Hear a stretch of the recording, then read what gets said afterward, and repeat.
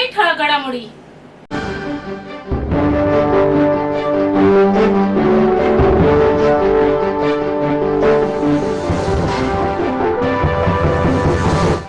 गृहनिर्माण संस्थांच्या पुनर्विकासात विविध समस्या व अडचणींबाबत चर्चा तसे मार्गदर्शन करण्यासाठी 7 जून ते 9 जून या कालावधीत ठाण्यातील कोकणेपाडा उपवन तलाव येथील मैदानात भव्य वातानुकूलित मंडपात गृहनिर्माण संस्थांचे महाअधिवेशन व प्रदर्शन आयोजित करण्यात आले. शुक्रवार दिनांक 7 जून रोजी उद्घाटन सोहळा, शनिवार दिनांक 8 जून रोजी महाअधिवेशन आणि 9 जून रोजी प्रदर्शन व सायंकाळी समारोप होईल. ठाणे जिल्हा हाऊसिंग फेडरेशन आणि सहकार विभाग ठाणे यांच्या संयुक्त विद्यमाने होणारे ठाणे जिल्ह्यातील पहिलेच महाअधिवेशन असून सुमारे 8 ते 10 हजार सहकारी गृहनिर्माण संस्थांचे प्रतिनिधी या अधिवेशनाला उपस्थित राहणार आहेत. या कार्यक्रमासाठी ऑनलाईन व ऑफलाईन नोंदणी सुविधा उपलब्ध असून उपस्थितांच्या अल्पोपहार आणि भोजनाची व्यवस्था करण्यात आली असून यावेळी गृहनिर्माण सोसायट्यांकरिता लागणारे किट दिले जाणार आहे, अशी माहिती ठाणे जिल्हा हाऊसिंग फेडरेशनचे अध्यक्ष सीताराम राणे यांनी दिले.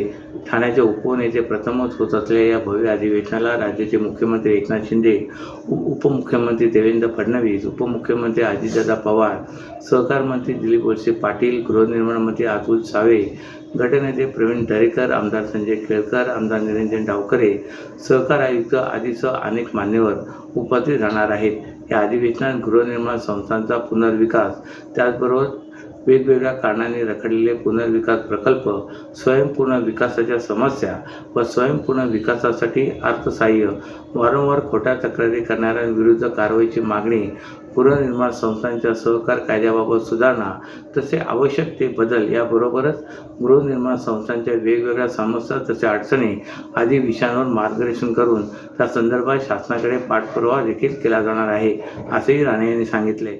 शिवसेनेचे दिवंगत नेते आनंद दिघे साहेब यांच्या ज्येष्ठ भगिनी अरुणा गडकरी यांना पॅरालिटिक अटॅक आल्याने त्यांच्यावर ठाण्याच्या खासगी रुग्णालयात उपचार सुरू आहेत. मंगळवारी रात्री उशिरा मुख्यमंत्री एकनाथ शिंदे यांनी रुग्णालयात त्यांची भेट घेऊन त्यांच्या प्रकृतीचे विचारपूस केले. तसेच त्यांना पुढील उपचारासाठी ज्युपिटर रुग्णालयात दाखल करण्याची सूचना शिंदे यांनी दिली. शिवसेनेचे दिवंगत नेते आनंद दिघे यांच्या अरुणा गडकरी या ज्येष्ठ भगिनी आहेत. त्या ठाण्यात कुटुंबासह वास्तव्यास आहेत.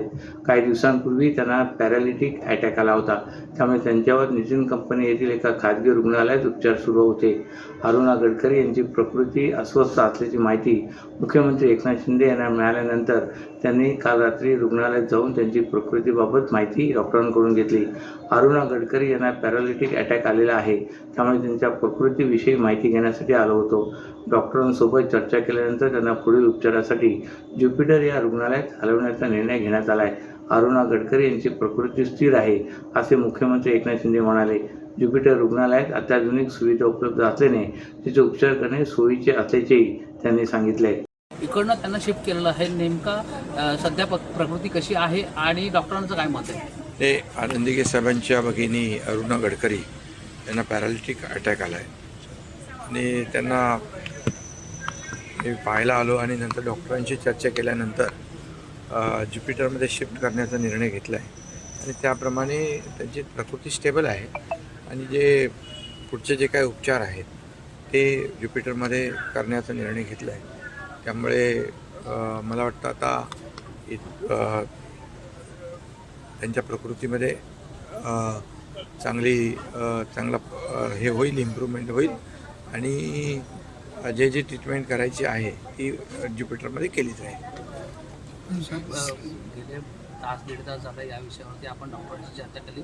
डॉक्टरांचं काय मत आहे? नाही, मीटिंग झाली डॉक्टरांच्या बरोबर आणि ठरलं की बाबा आपण ज्युपिटरमध्ये शिफ्ट करू. तिथे सगळ्या इक्विपमेंट, सगळ्या ट्रीटमेंट्स, या सगळ्या MRI असेल, मग तिथे सगळं इन हाऊस आहे, त्यामुळे आपल्याला ट्रीटमेंटसाठी ते जादा बरं पडेल आणि त्यासाठीच निर्णय घेतला आपण शिफ्टिंगचा. लोकसभा निवडणुकीत निवडणूक यंत्रणेच्या भोंगळ कारभारावर सर्व स्तरातून टीका होत असताना मतदान केंद्रात पंखे नाही, पाण्याची सुविधा नाही, किंबहुना अनेक मतदारांची नावे देखील वगळण्यात आल्याने एक प्रकारे हा लोकशाहीच्या उत्सवाचा मतदारांचा अपमान आहे. तेव्हा निवडणूक यंत्रणेच्या बेजबाबदारपणाची चौकशी करून कठोर कारवाई व्हावी अशी मागणी आमदार संजय केळकर यांनी केले. लोकसभेच्या 5व्या टप्प्यातील मतदान सोमवारी पार पडले. मात्र ठाण्यात मतदान केंद्रावर संथ गतीने मतदान आणि मोठ्या प्रमाणात गोंधळ पाहायला मिळाला. निवडणूक यंत्रणेच्या माध्यमातून अत्यंत गलथान, भोंगळ आणि बेजबाबदारपणाचे दर्शन मतदान केंद्रावर झाल्याचे पाहायला मिळाले. हा लोकशाहीच्या उत्सवाचा मतदारांचा अपमान असल्याचा आरोप आमदार केळकर यांनी केला आहे. मतदान केंद्रात पिण्याच्या पाण्याची सोय नव्हती, पंखे नव्हते, दिव्यांगांना देखील कोणतीही सुविधा देण्यात आली नव्हती. त्यामुळे अनेक जण कंटाळून मतदान न करता निघून गेले. मतदान व्हावं यासाठी विविध माध्यमातून आवाहन केले गेले, मात्र मतदारांना प्रचंड मनस्ताप सहन करावा लागला. नवमतदारांची अनेक नावे यंदा समाविष्ट झाली असली तरी वर्षानुवर्ष असलेल्या मतदारांची नावे कशी वगळली गेली, ही नावे गायब कशी होतात, असा सवाल करून आमदार केळकर यांनी इथे काम करणारी माणसे योग्य पद्धतीने काम करत नाहीत, या यंत्रणेमध्ये उत्तरदायित्व घेणारा कुणी नाही, तेव्हा मतदार यादी व्यवस्थित करण्यासाठी शास्त्रशुद्ध पद्धत वापरली पाहिजे. यंत्रणा सुनिश्चित केली तरच फरक पडू शकेल, असेही त्यांनी सांगितले. सर्व नागरिकांना आवाहन करण्यात येत आहे की सध्या डासांमार्फत पसरणाऱ्या डेंग्यू या आजाराचा प्रसार रोखण्यासाठी प्रत्येकाने पुढीलप्रमाणे कार्यवाही करावी. डेंग्यू आजार एडिस इजिप्ती हा डास चावल्याने होतो. या डासांची पैदास साचलेल्या किंवा साचवलेल्या स्वच्छ पाण्यामध्ये होते. 8 दिवसांपेक्षा जास्त दिवस पाणी उघडे व साचून राहिल्यास त्यात डास अंडी घालतात. अंड्यांच्या अळ्या तयार होऊन पुढे डास तयार होतात. यासाठी आपल्या घरातील पाणीसाठे, उदाहरणार्थ बॅरल्स, पिंपे, टाक्या, हौद, रांजणे इत्यादी दर आठवड्याला रिकामे करून घासून पुसून कोरडे करून पुन्हा भरावे. 1 दिवस कोरडा दिवस म्हणून पाळावा. पाणी साठ्यांना घट्ट झाकणे बसवावीत किंवा जुनी साडी, चादर, धोतर यांनी बांधून झाकून ठेवावीत, म्हणजे डास त्यात जाऊन अंडी घालणार नाहीत. घराच्या गच्चीवर, आजूबाजूला, अंगणात कोठेही पाणी साचू देऊ नये. भंगार सामान उघड्यावर टाकू नये, उदाहरणार्थ टायर्स, प्लास्टिक सामान, कुंड्या, टाकाऊ वस्तू इत्यादी. अशा सामानात पावसाचे पाणी साठून त्यात डेंग्यूच्या डासांची पैदास होते. घरातील कूलर्स, फ्रीजच्या पाठीमागील ट्रे हे देखील वेळोवेळी कोरडे करावेत. लक्षात ठेवा, नुसत्या फवारणीने डास घनता कमी होत नाही, तर त्यासाठी डास पैदास ठिकाणे नष्ट करणे ही आपल्या सर्वांची जबाबदारी आहे. कोणताही ताप अंगावर न काढता जवळच्या शासकीय रुग्णालयात मोफत औषधोपचार घ्या. अशा प्रकारे नागरिकांनी सहकार्य केल्यास डेंग्यूचा प्रसार रोखणे सहज शक्य आहे. फ्लॅटचा ताबा न देता दोघांची एकूण 1,95,00,000ची फसवणूक केल्याच्या आरोपाखाली गुन्हे शाखेच्या युनिट 5ने बांधकाम व्यावसायिक सुरेश म्हात्रे याला 3 महिन्यानंतर अटक केली. या प्रकरणी फेब्रुवारीमध्ये कासारवडवली पोलीस ठाण्यात फसवणुकीचा गुन्हा दाखल झाला होता. न्यायालयाने म्हात्रे याला 2 दिवसाची पोलीस कोठडी सुनावली आहे. मुलुंडमध्ये वास्तव्यास असलेले आशिष बनसोडे यांनी घोडबंदर रस्त्यावरील कासारवडवली मोगरपाडा येथील गृहप्रकल्पामध्ये प्लॉट खरेदी केला होता. या प्लॉटसाठी त्यांनी एकूण 53,54,000 रुपये मोजले. त्यासाठी बँकेतून कर्जही काढले. मात्र बिल्डर सुरेश म्हात्रे यांनी फ्लॅटचा ताबा न देता 99,84,000 रुपयांची फसवणूक केल्याची बनसोडे यांची तक्रार आहे. अन्य एका व्यक्तीकडूनही पैसे घेऊन म्हात्रे याने या व्यक्तीलाही प्लॉटचा ताबा दिला नाही. संबंधित व्यक्तीचे एकूण 95,82,000 रुपयांचे नुकसान केल्याचा म्हात्रे यांच्यावर आरोप आहे. अशा प्रकारे 1,95,67,000 रुपयांचा अपार करून फसवणूक केल्याप्रकरणी बनसोडे यांनी दिलेल्या तक्रारीनंतर 21 फेब्रुवारी रोजी म्हात्रे यांच्या विरुद्ध गुन्हा दाखल झाला होता. गुन्हे शाखेच्या वागळे युनिट या गुन्ह्याचा तपास करत असून सोमवारी रात्री म्हात्रे याला अटक केल्याची माहिती वरिष्ठ पोलीस निरीक्षक विकास घोडके यांनी दिली. महाराष्ट्राची राजधानी मुंबईत एक अत्यंत दुर्दैवी घटना समोर आली. फ्लेमिंगोच्या कळपाशी विमानाची टक्कर झाली. यामुळे 1-2 नव्हे तर तब्बल 36 फ्लेमिंगो पक्ष्यांना जीव गमवावा लागलाय. मुंबईतील घाटकोपर येथील लक्ष्मीनगर भागात पक्ष्यांच्या कळपाला धडकल्याने ॲरिएटरच्या विमानाचे नुकसान झाले.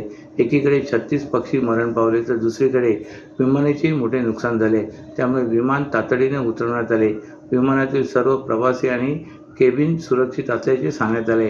मुंबई विमानतळावरील विश्वसनीय सूत्रांनी दिलेल्या माहितीनुसार सोमवारी रात्री 9:15 वाजण्याच्या सुमारास एमिरेट्स फ्लाईट EK 508 पक्षाच्या कळपाशी धडकले. यानंतर विमान मुंबई विमानतळावर सुरक्षित उतरवले गेले. सोमवारी रात्री उशिरापर्यंत शोध सुरू असताना सुमारे 29 फ्लेमिंगोचे मृतदेह सापडले, तर मंगळवारी सकाळी आणखी 4 ते 5 मृतदेह सापडले. शेवटच्या वृत्तापर्यंत विमान कंपनीकडून कोणतीही प्रतिक्रिया आलेली नाही. हे स्थलांतरित पक्षी डिसेंबरच्या आसपास या किनाऱ्यावर पोहोचतात आणि मार्च आणि एप्रिलपर्यंत दिसतात. अलीकडच्या काळात फ्लेमिंगोचा अधिवास घेण्यात आला होता. या आधीची नवी मुंबईत फलकाला धडकून काही पक्ष्याचा मृत्यू झाल्याची घटनाही समोर आली होती.